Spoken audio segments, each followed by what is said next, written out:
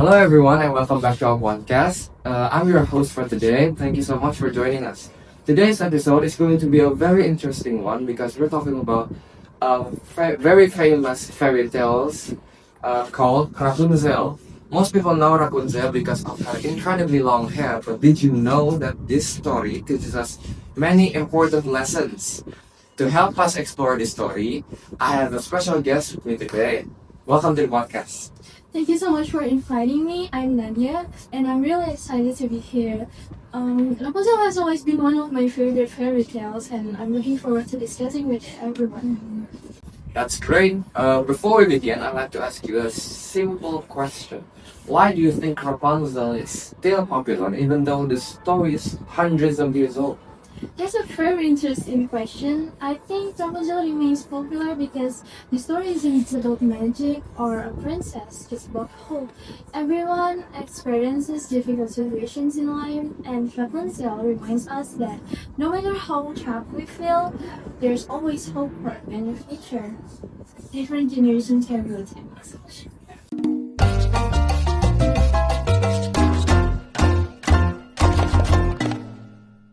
Let's tell the story from the beginning. Can you explain how everything started? Of course. So, there was a couple who wanted to have a baby very much. When the wife finally got pregnant, she saw a beautiful garden owned by a mysterious witch named Mother Gothel. In that garden grew a plant called Rapunzel, which looked similar to lettuce. The woman wanted to eat it so badly that she became very sick, and her husband loved her deeply. So one night, he secretly entered the garden to collect some Rapunzel plants. But unfortunately, Mother Gothel caught him.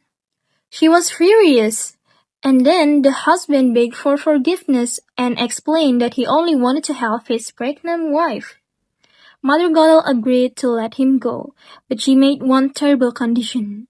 The condition is that when the baby was born, the couple must give the child to her.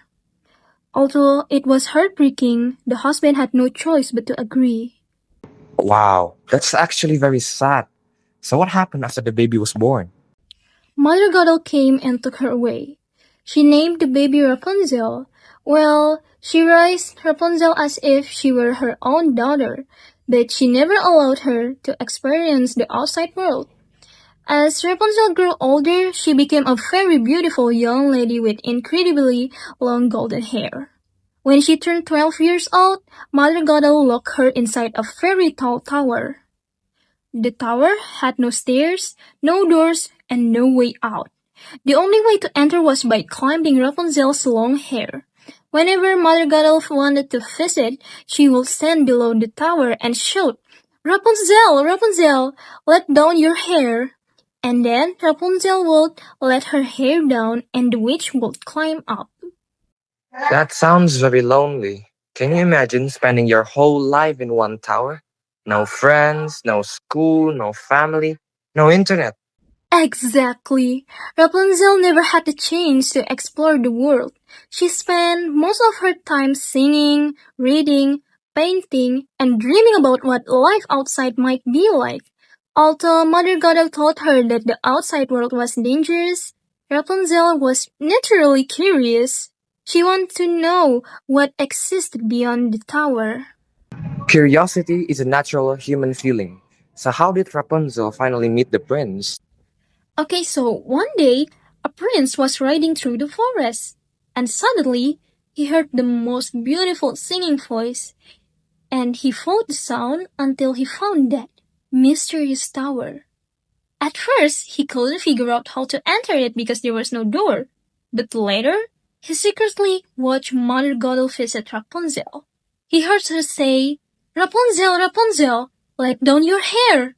The prince waited until the witch left. Then he repeated the same words. Rapunzel lowered her hair, and the prince climbed into the tower. At first, Rapunzel was surprised because she had never seen another person besides Mother Gothel. But after talking for a while, they became good friends and eventually they fell in love. That's really sweet. Did the prince tell Rapunzel about the outside world? Yes, he described beautiful forests, Rivers, castles, flowers, festivals, and all the wonderful things outside the tower. And the prince promised to help her escape. They secretly planned that each time he visited, he would bring silk, so Rapunzel would use the silk to make a rope so she could climb down safely. Unfortunately, fairy tales usually have a problem before the happy ending. So what happened?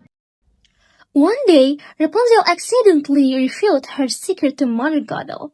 The witch immediately realized that Rapunzel had been meeting the prince. She became extremely angry. She cut off Rapunzel's long hair and sent her away into the lonely desert. Later that day, when the prince came to visit, Mother Gothel used Rapunzel's hair to trick him. When the prince climbed into the tower, he found the witch instead of Rapunzel. Trying to escape, he jumped from the tower. He survived, but thorns injured his eyes and he became blind. That's probably the saddest part of the story. So what happened after that? For many years, the prince wandered through the forests and villages, searching for Rapunzel. He never gave up. Meanwhile, Rapunzel lived alone and eventually gave birth to twins. One day, the prince heard a familiar singing voice, and it was Rapunzel. They finally reunited after years apart. Rapunzel cried tears of happiness. Miraculously, her tears touched the prince's eyes and restored his sight. The prince could see again, and finally, they returned to the kingdom together and lived happily ever after. That's such a beautiful ending. Now I'd like to ask you about the character. Who do you think is the most interesting one? For me, it's Rapunzel herself. Although she lived in isolation, she never became a cruel person despite everything she experienced. She also showed courage by choosing her own future instead of remaining trapped forever. I agree. What about Mother Gothel? Was she simply evil? Well, that's an interesting question. Mother Gothel certainly behaved badly because she controlled Rapunzel and never respect her freedom. Real love doesn't mean controlling someone's life. It allows people to grow, learn, and make their own choices. That's a really important lesson. Now let's discuss the moral value of the story.